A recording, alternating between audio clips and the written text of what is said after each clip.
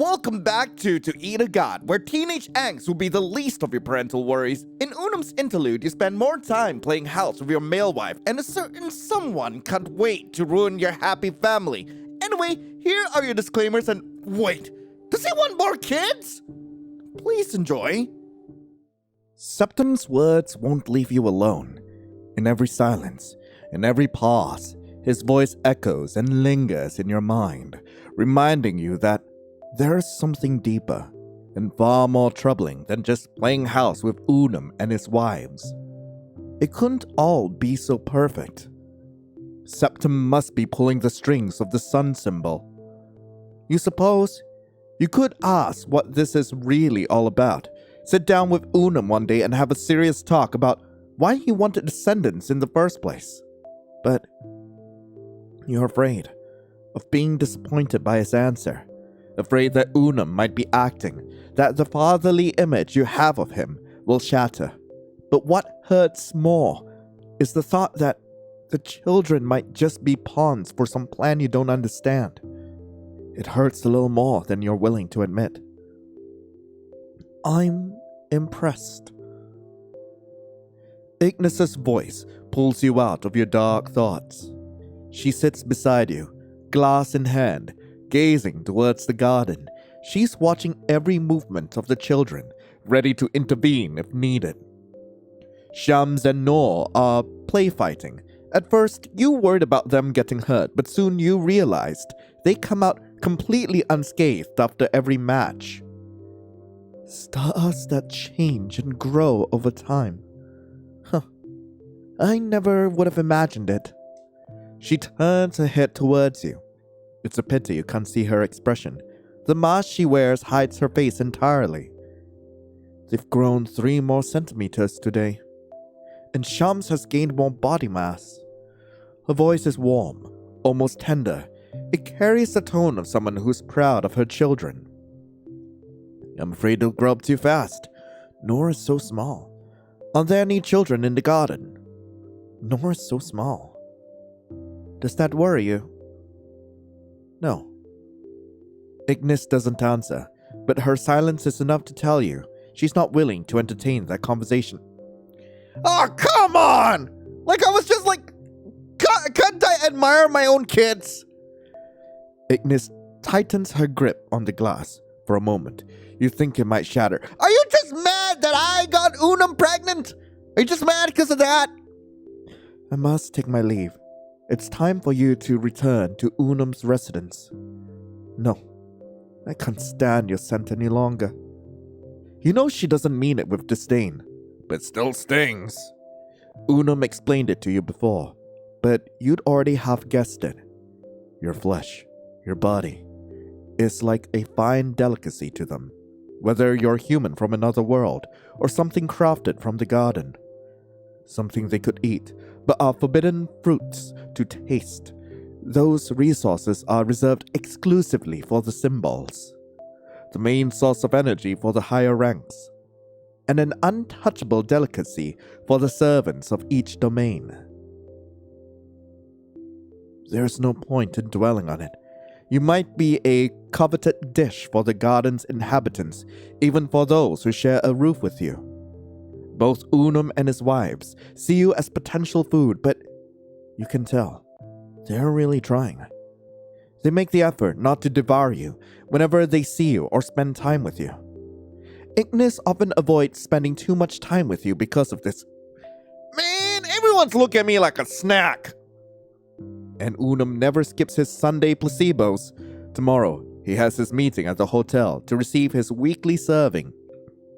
Tomorrow is Sunday, which means that before going to the hotel, Septem will come to check on the twins.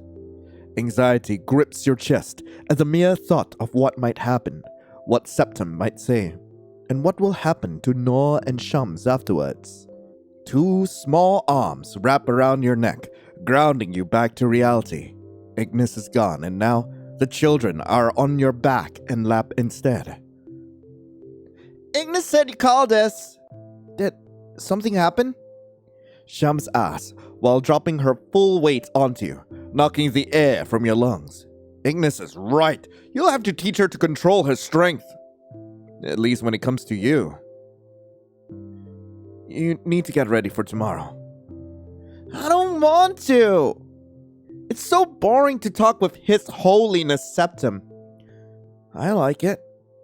Shum sticks out her tongue at Noel and mutters under her breath that he's just as boring as Septem. She runs off under Nor's dismayed gaze. He doesn't wait for you to react before chasing after Shams, frowning and seeking revenge. Both of them head towards Unum's residence. You take one last look at the wives' residence before following them. You feel curious about that place. Just seeing it from the outside is no longer enough. There are days when you have to bite your tongue and keep from asking if you can go in, but you hold back. You may be curious, but you're not foolish enough to think that wouldn't be dangerous. Once back home, you learn that Unum has returned from his meeting with Septem. As always, he's brought back a pile of books. Lately, Unum and Septem's meetings have become more frequent and they last longer each time. It bothers you a little. Because on the days of those meetings, you're left in charge of the children, and they demand more than you can give. Lion, did you know that it's good to read stories to children while they're growing? But the moment Unum appears with that satisfied smile, all your irritation vanishes. Unum stands beside you, book in hand, ready to show you its contents. From the cover, you can tell it's a children's book, probably for ages 5 to 10. Human ages, of course. You can't read the title, but it's clearly an adventure or fantasy story. Well, he talks about everything he saw in Septem's library. You flip through the book's pages. More pictures than text. Ideal for kids with short attention spans, like Shams. You trust the illustrations will keep her interested. You close the book abruptly, making Unum fall silent at once. You let out a long, tired sigh. Is there something important I should know? You seem to enjoy spending time with Septem. I missed you. Is there something important I should know? Not for now. Everything's under control. And Septem's satisfied with the results. Unum clears his throat. He takes a deep breath, and his words spill out, like the air escaping a deflated balloon. Starting tomorrow, the children will have to attend their checkups with Septem separately. I don't think that's a good idea. Whatever it is Septem's after, I won't let him use the children. They're mine, not his. I want to go in with them. They won't go unless I know what they do in there. I don't trust Septem. Nothing will happen to them, right? I want to go in with them. I don't know if you can. No matter how many times you question Unum about Septem's plan for the children, he always gives vague answers, borderline absurd ones. He'll elevate their rank. They'll become divine, no longer mortal. We just have to wait for the right time. They're still too young. And you can't keep pressing him. Unum always finds an excuse to escape the conversation. Man, wait, hang on. I thought this was a story of a bunch of gods being obsessed with us, not a bunch of gods becoming absentee fathers. What the hell? But today, Unum seems to have reached his limit and agrees to ask Septem if you can attend the next checkup. I can't promise anything. Septem's the one who decides. You spend the rest of the day holed up in your room. You feel like you could explode at any small incident, and you don't want that to happen in front of the children. It's better to stay put, at least until tomorrow. You could use the rest. Your body and hands are grateful for the decision. It angers you that Unum does nothing about the situation. And on the other hand, you can't help but notice how cautious the sun symbol has become in everything he does. He doesn't look as imposing as you once thought. Damn it! He's even stopped being impulsive altogether. That's because of Septem's constant presence. It's always, Septem said this, Septem has to know about that. If Septem grants his permission, then you're sick of it. The worst part is that Unum always downplays it, or worse, treats your anger like something amusing or fascinating. As if you were a dog doing a little trick. Maybe that's what you are. Just a pet without a voice or a say in anything that happens in this house. Adopted for a single purpose and waiting for the day the owner gets bored. You're not sure what's worse, going to him or staying here, overthinking everything and nothing at once. Before you can decide, your door is knocked on thrice. The illusion of privacy doesn't last 5 seconds, and seeing him walk in like he owns the place only rubs salt in the wound. The children are asleep, he announces cheerfully, completely unaware of all that's going on inside you. He moves through your space as if he owns every inch of it, paying little attention to you and his surroundings. Or maybe he's just pretending not to notice. Must be easier for him that way. I spoke with Septem. Again with Septem? If you hear the name Septem one more time, you swear you... He said it's fine for you to attend the children's checkup tomorrow. But he won't let me, he admits, pouting. The news should make you happy, but it doesn't. Not completely. Why do you do everything Septem says? I want to be alone. Go away. Why do you do everything Septem says? Unum clutches his stomach, shaking with laughter so deep you fear something inside him or out might tear. You think I'm a bootlicker?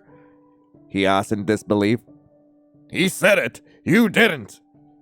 But he is! And the worst kind! The one who won't admit it! If Septem decreed that the sun shouldn't rise today, Unum would move heaven and earth to follow that order. Damn bootlicker! Here, a word is a command. Septem rules everything now that he has a body. All he has to do is speak your name and give an order.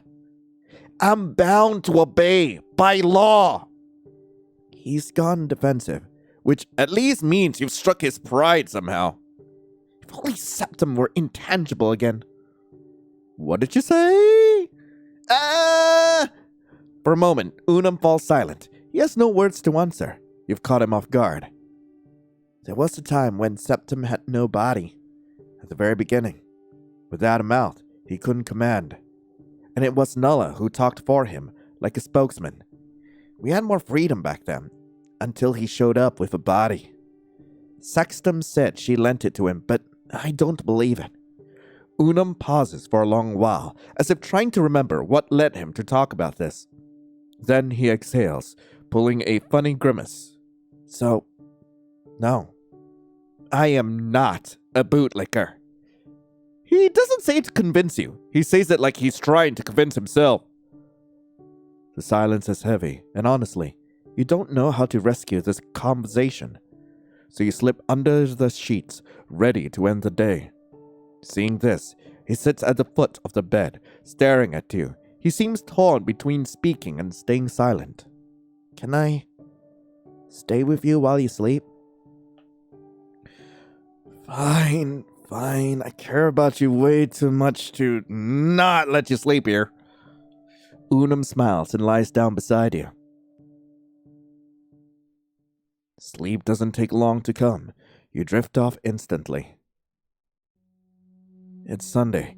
Your body hasn't even had time to adjust to the new day when Shams bursts into the room, throwing herself onto your bed. Her knees land squarely on your ribs as she yells impatiently.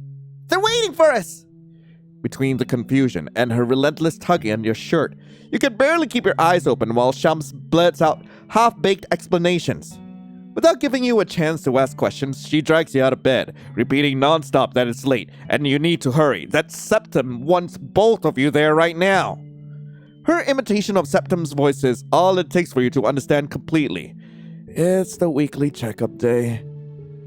You're already walking down the halls leading to the medical wing. Before you know it, Shams throws the door open without stopping to knock or announce herself. You should really knock before entering. You told Dad you were in a hurry.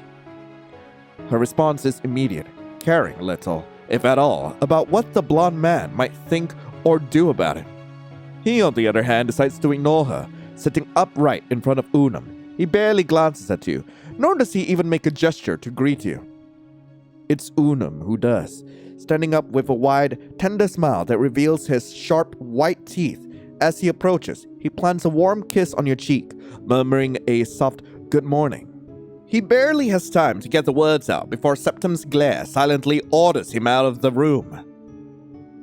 Shams runs to the corner where the instruments rest. There's a scale, measuring tape, cot, and more.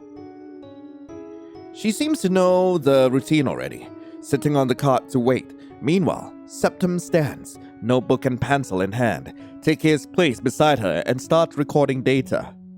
He instructs her to raise her arms, stretch her legs, and breathe deeply. Everything is done with mechanical, clinical precision. He writes down what's needed, offering no comments beyond what's strictly functional. Unum told me you wanted to take part in checkups. It's the first time he's spoken to you since you walked in. You had assumed he ignored you until Sham's checkup was over. Though in a way he still does. He's speaking without looking directly at you. Oh, really now?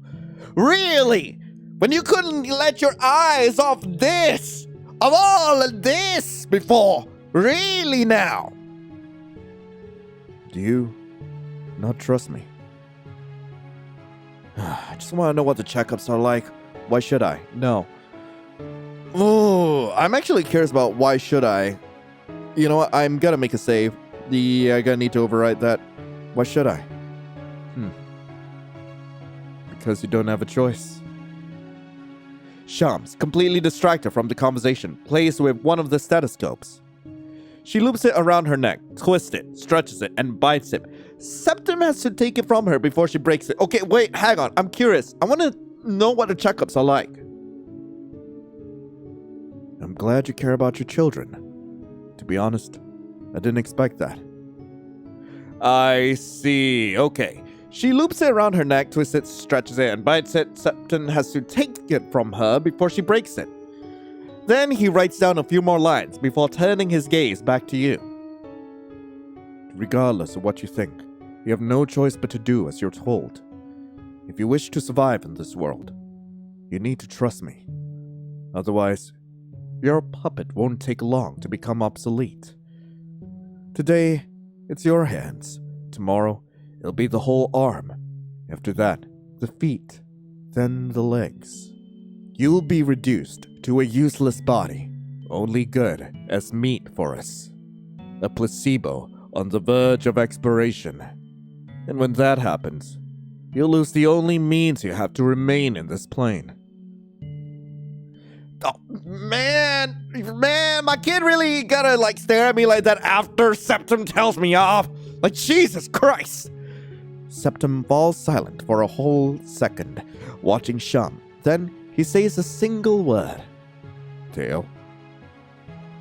He extends his hand, waiting for Shams to obey. She does so immediately, raising her tail and letting it rest in Septem's palm. You're about to step in. You know that the tails of stars like Shams are dangerous, unstable, harmful, pure energy capable of burning the flesh of any entity regardless of rank. Even Unum has been hurt before. But seeing that Septem doesn't react in pain, you stop and watch. Nothing happens. No burnt skin. No pain reflected in Septem's eyes. He holds Sham's tail as if it were just another limb. He examines it calmly and takes notes in his journal. How could he just touch it like that? Just like that? Could it be his hands? No. You all share a similar condition, and yet you clearly can't touch their tails without getting at least third-degree burns. There's something wrong. If you keep your mouth hanging open like that, you're going to let a fly in. Close it. Didn't she hurt you? No. No one and nothing can hurt me. I know this to be a lie, because I remember very distinctly that you can get tired and you can get hurt, and you just choose to hide this from everyone around you. And now that I'm no longer in your life, how's that working out for you? He says it offhandedly, as if it were the most trivial thing in the world. You wait for an explanation, but it never comes, and you're left more confused than before. The checkup ends, and Shams leaves so Noor can enter. Unlike Shams, Noor seems comfortable with Septem's meticulousness. Where she was restless, he simply observes and waits for the blonde to command. "You'll have to eat less," he says after finishing the examination. "What? No, Noor needs to eat more." Septem looks at you as if you've lost your mind and you're speaking nonsense. "Serious? You must eat less." "Okay." If you had the strength and the power to yell or slap him, you would. But that would only bring you more trouble. You don't even get the right to argue or ask for explanations. Septem expels you both from the room with a single clap. You're instantly transported outside. The door is closed, and when you turn to go back in and confront the blonde, he's no longer there. He's gone. In a way, that's good. You're sick of him already. You don't want to see him in your home again. At least not for the next 7 days. Ugh! You spend the rest of the day playing with and keeping the children company, hoping that by the time Unum returns from the hotel, he'll have a full belly and no desire to devour you. Should I explore? Yeah. Go with the children. You search for the children inside the residence, but only find traces that they were there. Another broken vase to add to the collection. One of the paintings scratched with what you hope is paint. You could go on and on like this until tomorrow. But as for them, you can't find them anywhere. You go outside, hoping to find them in the courtyard. They aren't there either. You assume they must be in Unum's wife's residence. You're not sure if it would be wise to go there. Look at the paintings. You walk through the halls, observing the paintings that adorn Unum's residence. And you realize that they all follow a very specific pattern. They all depict human bodies in different positions and expressions. There's great care in the use of shadows, a contrast between light and darkness that's impossible to ignore. Some of them make you uneasy. They're grotesque enough to cause a subtle sense of discomfort. You'd rather not imagine what they look like at night. No, thank you. Let's go to their residence. Your steps are slow. You're afraid that if you hurry, something will go wrong. You're not doing anything forbidden, at least not explicitly. Unum has never told you that you can come here. Still, as you get closer, each step draws a bead of sweat that slides down your neck. Finally, you stop before a large closed door. It's imposing with carvings in the wood depicting allegories of the sun. When you lift your hand to touch it, something in your stomach twists. A knot rises in your throat, making it hard to think straight. Fear seeps into your body, tightening around your soft skin. You're a juicy body, nothing more than a piece of flesh waiting to be eaten. You're about to turn when suddenly, the door swings wide open. It's Solaris. She's smiling. For a second, that smile reminds you of Unum's because of the teeth. Bright, perfect, far too visible. Huh? Lion? Solaris looks genuinely surprised. She stops smiling the moment she realizes who you are. The air around her shifts. You can see it clearly. Her body tenses, and the smile she tries to recall doesn't come out quite right. What comes out instead is an awkward grimace. Too many teeth, too little expression in her eyes. You can't come in here without permission. It's dangerous. Unum hasn't returned yet with... She cuts herself off. Her lips press into a thin line as she turns her gaze aside, as if waiting for something or someone to rescue her from having to keep talking. No! Shams! They've come looking for you! I told you to warn me before showing up here, you pair of pests! The children come out quickly, their twin tails linked together as they mumble empty apologies to the woman, laughing without a trace of shame in their bodies. If you do that again, I'll tell Ignis to ban you from coming here. She says it with a forced, stern tone, though she convinces no one. Then she looks at you, apologizes, and closes the door right in your face. You're left stunned. You don't really know what to think. You feel both pity and rejection. But the children don't give you time to organize your thoughts, pulling at your sleeves towards Unum's residence, all the while telling you what they did at the House of Stars of Orion's Belt. From the little you can catch and process, you gather that Nor learned to lower his intensity, whatever that means. Watching them compete for your praise is funny at first, but when you realize they're both competing seriously, trying to outdo and crush the other, you stop them immediately. You scold them and warn them that if they keep it up, you'll end the activity. Both apologize and return to their drawings, now much calmer. The hours pass and you're not as angry at Unum anymore. Or so you think. The kids are already on their 6th drawing when Unum finally shows up. And the scene before your eyes is as absurd as it is comical. Looks like Unum just got home from work. Shams and Nor greet him happily, competing to see who can talk louder to win his attention. He does what he can to listen to them both, but it quickly becomes impossible as Sham demands all the attention, tugging at Unum's robe until it's all out of place, while Nor glares at his sister's behavior. Unum doesn't seem to care, and you can't understand how he can be so permissive.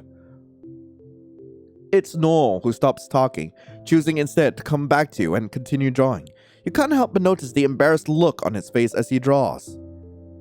So you try to cheer him up, talking nonsense and telling jokes so bad they're almost painful. But it works. Nor ends up laughing a little. You both finish your drawings and compare them. Nor's is way better than yours. You blame it on your hands. If they were in better shape, maybe your drawings would look nicer. Nor leaves the table to go to his room, while Sham stays behind, giving Unum a full-on monologue. The poor guy looks at you, pleading for help with his eyes, and you decide to step in. You're the one who has to stop Sham so she'll leave Unum alone. She obeys instantly without complaint. You're left alone with Unum. He approaches, expecting a welcoming kiss.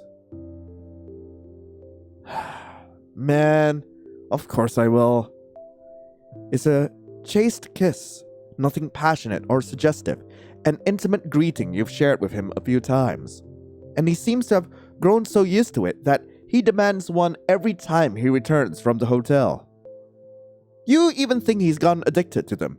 You always catch him staring at your lips afterwards, and you wonder if it's because he wants another kiss or because he wants to eat you little by little. Testing and tasting, bit by bit, making his portion last until he decides to consume it all at once. The thought makes you squirm involuntarily. There must be something wrong with you. Maybe this world has completely corrupted you, because where did your decency go? Look what I brought for the kids. He says it so cheerfully that for a moment, you forget who you're dealing with. So when Unum pulls a blood-stained handkerchief from his pocket, it's like a bucket of cold water is dumped all over you. Of course it wouldn't be a toy or a damn pet dog, if dogs even exist here. No, it had to be 2 brown eyes staring at you, raw, bloody, and viscous eyes lying lifeless on the cloth. It's so disgusting you can't help but shove Unum away from you. And he has the audacity to whine, confused by your reaction. Don't you like them? He picks one up between his fingers and brings it closer to his face, searching for details you'd rather not know. He squeezes it slightly, and it's firmer than you'd imagine. Must be because they no longer have that glow they had when they were connected to the placebo body. The mental image of Unum ripping someone's eyes out, or a placebo's whatever, is far more grotesque than the eyes in his hands, because you can picture every detail, all while Unum smiles through it. They look like yours, but without that little white dot you have, the one that changes size when you're surprised. I really like yours. Do you think they taste the same as the others? Hey! They're not for eating! How do you think yours would taste? Your question comes out naturally, in the same tone and intent that Unum used earlier. He looks at you wide-eyed. He didn't see that coming. Excellent. Magnificent. What a counterattack. Just as twisted as his. You're the freaking best. You can't savor the brilliance of your comeback in peace, nor enjoy the redhead's expression for long, because he starts laughing. They don't taste like anything. Look. Oh, please don't. He puts the eyes away inside his robe, careful not to damage them. What comes next catches you off guard. His hand shoots towards his right eye, and you jump back, shouting that it's not necessary. His hand pauses just a few centimeters away from his eye. You don't want to witness self-mutilation today! You've had enough after that gift for Shams and Noor! Unum tries to explain that it's nothing, that it couldn't hurt, that he could just regenerate another one later. But you ignore him. Maybe another day, when your stomach isn't so twisted, you'd be willing to see that. You chat for a while about how each of your days went. Unum listens to you with the intensity that unnerves you a bit, as if every word you say deserves to be remembered and engraved into his memory. You tell him everything you did, even the mundane things that mean little to you seem to delight him. You're not sure if it's your voice that fascinates him or if he truly cares to know every detail of your day. Without realizing how it happened, you're already in the kitchen. Pounding him? Are we making more kids? You keep talking, recounting even the smallest things, though you avoid mentioning what happened during the checkup. You show him the drawings you made with Noor, turning the pages only when you're sure Unum has seen every detail. He studies them with a fascination, with a gentle smile. He compares them to the works that adorn his hallways. He even wonders aloud if he can find frames the right size to hang them in his room. Now, between brief silences and laughter, you're preparing dinner for you and the kids. The bad part is that you had to listen to Unum chanting to sanctify the ingredients. All while keeping a neutral face. You had to fight the urge to laugh, but you held it in like a champ. There's no doubt, his singing voice is anything but melodic. When the food starts cooking, the aroma fills the room, and for a brief moment, everything feels cozy, domestic, and familiar. But bit by bit, your mind refuses to let go of that worry. You can't forget what Septem said to Noor. You go back and forth about whether to mention it, but deep down, you suspect that even if he knew, he wouldn't oppose what the head of the garden had ordered. Don't mention it. You take advantage of the next moment of silence to finally say what you've been holding in since you entered the kitchen. You don't rehearse your words or build a speech. You just say what matters. A single line. Septem said Noor has to eat less is more than enough for Unum to realize you're talking about the checkup. His smile vanishes instantly. The knife in his hand slices one last piece of fruit, sliding across the plate. A harsh sound rings out when the blade scrapes against the dish. A bit more force and you're sure one of them, either the plate or the knife, would break. You know Noor needs to eat more. He's lost weight because he already eats so little. Don't you think? Did he say it to you or to him? Unum cuts you off. His voice is dry and his face is devoid of emotion, completely neutral, like a machine. You look at him, confused. You don't understand the point of the question or why it should matter who Septem said it to. If he said his name, there's nothing you or I can do. To prove his point, Unum serves equal portions onto the children's plates. His movements are sharp and fast, as if he's angry at the situation, or maybe just feeling powerless. As a final touch, he places an eye on each plate. You have to look away to keep from feeling sick. Together, you set the table, arranging the plates in their place. Once you're seated, Unum calls the kids to come eat with you. Shams and Noor come running from the same direction, their clothes stained with dirt. You assume they were outside, play fighting. It saddens you to see Noor so thin and small. They're supposed to share the same living conditions, the same schedule, the same care from the both of you. But Noor keeps falling further behind while Shams keeps moving forward without looking back. What's that? She asks as she sits down, staring at her plate. You don't need to be a genius to know what she means. Nor, on the other hand, looks at the food without much interest, poking at it with his fork. Today's the last day of the month. It's human today instead of placebo. I almost ate them on the way home. They smell like you. Nora comments while looking at you, a bit sad. Your heart skips a beat. You're right, Nor. Why? Your gaze immediately turns to Unum. You have no idea how to explain this to the children. But when your eyes meet Unum's, you realize he doesn't know what to say either. Because how do you explain to childlike entities that they're about to eat something very similar to the person who plays the role of their parent? In the end, you tell her you'll explain later and to just eat before the food spoils. Shams drops the subject and starts eating, leaving the eye for the last bite. Every now and then, you glance nervously at Nor. His plate remains untouched, save for the missing eye. When everyone's done, Nor's plate is still almost full. When you ask him if something is wrong, Nor simply says he's not hungry. He gets up from the table to go to bed, following after Shams. You feel like crying, but you swallow it down as best as you can. 3 days have passed since the last checkup, and you can't keep pretending not to see what's obvious anymore. The children are growing, and far too fast. Was it yesterday when you truly realized it? Maybe the day before. You can't recall exactly, but you remember the rush of horror and dread that followed. This time, the fear is different. What if they don't stop growing? What if in just a few days they become old, then turn to dust and bones? Every hour counts. If you had to guess what stage they're in now, you'd say adolescence. Lanky bodies that can't seem to figure out the space between what is theirs and what belongs to others. And that defiant attitude. A constant tug of war between what they can do and what they can't, testing how far they can go without earning your reprimand. They're always measuring what they'll get if they push a bit further and whether you'll give in or not. It's a game for them, but for you, it's exhausting.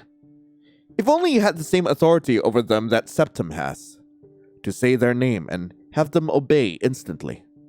And when Shams looks at you, you hate to admit it, but she scares you a little. Because even though she still looks at you with affection and a touch of innocence, if you pay closer attention, or worse, overthink it, you realize she watches you the way a cat does a caged bird from outside. As for Nor, he eats less and less, and it's not because he wants to. You've caught him staring at his food hungrily more than once. You've resorted to extremes. Some you're not proud to admit to, but you were desperate. Forcing him doesn't work. His body rejects what you make him eat, and it's barely anything to start. It's as if his body refuses to accept more than a few bites a day. And there's nothing you can do. I hate Septem now! The movement in the sheets pulls you back to the present. Unum lies beside you on the bed while you flip through the books he brought. You can't read them, but they're interesting enough to pass the time. Oh, hello! Now, his hands take one of yours, bringing it close to his face. Your knuckles brush against his lips and cheeks. Suddenly, his teeth enter the equation. He bares them with a mischievous smile, all under your watchful gaze, and traps the skin on the back of your hand between them. Still holding your gaze, he begins to bite slowly. I'ma let him continue. You don't pull away. You watch as his teeth press harder and harder into your flesh, and a strange tingle travels up your arm and into your chest. Unum's gaze doesn't waver for even a second. He's enjoying your reaction. When he finally releases the bite, he lazily drags his tongue over where his teeth had been.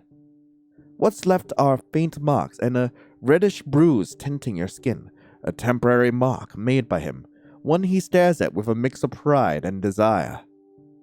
Did it hurt? He asks, following it with a long kiss to one of your knuckles. Your answer is brief, just a simple no. Your hands don't feel anything anymore, not even pressure. If Unum were to rip your hand or a finger off in a single bite, you wouldn't feel the pain. But that doesn't give him the right to claim the parts of your body that are bound to become useless someday. It's not fair that you won't give me even a tiny piece of yourself. Even the parts that are dying taste good. Just one little finger, please. No. You're cruel. You're going to let me starve. Yeah, that's right. You bite your lip after speaking, trying to hide a laugh. You fail the moment you see the redhead's face scrunch up, feigning pain. You return your attention to the book. Unum lies down beside you, hugging the pillow. He breathes heavily, inhaling and exhaling, as if trying to get your attention. He's doing it on purpose. He doesn't need to breathe. It almost looks like a poor imitation of you when you sleep. Maybe even mockery if you think too hard about it. He groans in fake pain, rubbing his face into the pillow trapped between his big arms. I have a council meeting today. He breaks the silence. You have to lift your eyes from the book to process what he just said. Council? What? He must have noticed your confusion because he prepares to explain, taking a deep breath before speaking. You have to talk to them every month to stay updated on changes or issues within my domain. Nothing entertaining. I don't like it. They're all so old-fashioned and dull. I want to stay with you. Take me to the meeting. Unum stares at you, wide-eyed, then laughs loudly, almost uncontrollably. Do you have a death wish? Looking and smelling like that, you won't even make it to the council room door. Well, I don't think they could take me down anyway. But I don't think you'd be safe if I start fighting near you either. Well, about that. It's better if you stay here. I could tell the girls to keep you company for the day. You can't interrupt his call to duty. So after Unum made breakfast for you and the children, he left. Today, Shams doesn't want to stay in the residence, preferring to visit Ignis, Solaris, and Eliana. She tells you before leaving and asks you not to make her take Nor along. You ask her why, feeling a little angry about her attitude. Nor doesn't want to. He shuts the door in my face when I ask if he wanted to come with me. Did you two fight?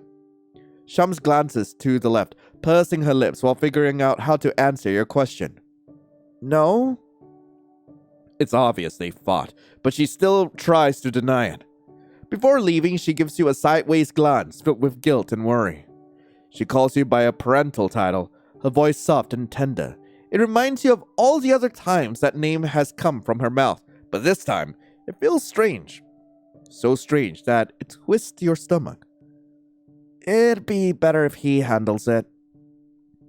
And she leaves just like that. You don't get the chance to ask who she means by he. With how much influence Septem has over your children, you're not sure if Shams meant for him or Unum. You try to pass the time by finding something, anything to keep yourself busy, but it's difficult. Clean? Unnecessary. Unum always keeps everything spotless, and you're pretty sure he cleans the residence while you sleep. Cook? Impossible. Your chants don't work since you don't know the language they use to sanctify food.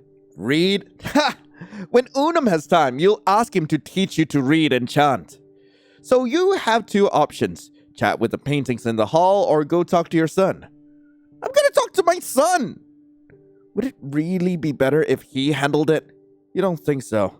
Septem, Unum, you don't know which one she meant, and that only makes it worse.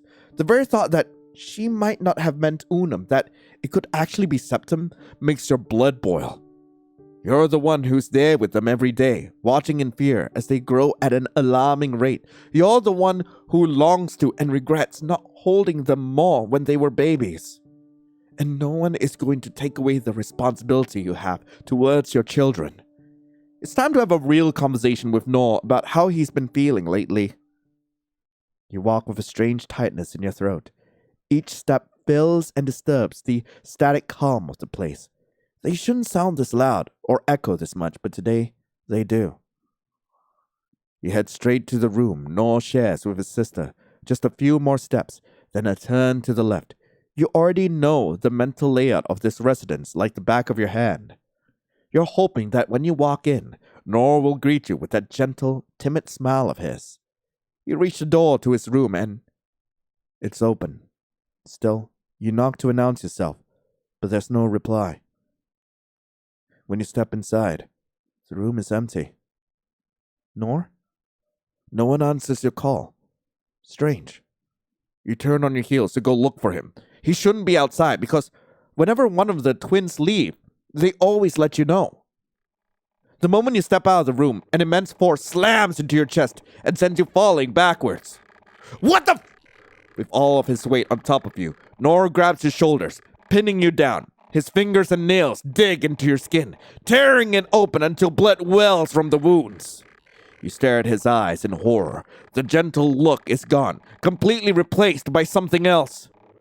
Now you understand why Shams didn't want you involved. Nor looks at you the same way he looks at the leftovers he's forbidden to eat, with hunger. I'm not gonna use his original name. Nor, stop! Nor ignores your words.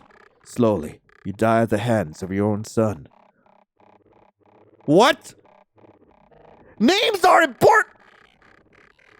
I'll say his original name then. You try to scream his name, but you can't. Try again. Say his original name. You struggle to break free, pushing it against his face with your hands, trying to shove him back, but it's useless. In your desperation, you try to put distance between you with your legs. That works. Again! Try to say his original name. Nor doesn't want to win. He takes position again, this time with his hands on your stomach. Again! His desperation and hunger blinds him so completely that your screams don't reach his ears. Lost in a trance you can't break, his nails tear through your clothes, reaching flesh. Come on, harder! He grabs your skin in his fists with a clear goal to rip you open and devour your organs. One more! Serious!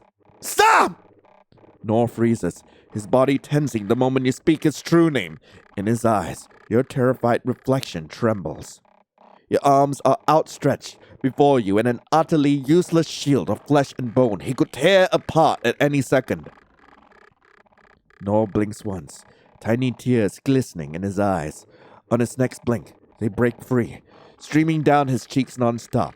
He opens his mouth, but no words come out.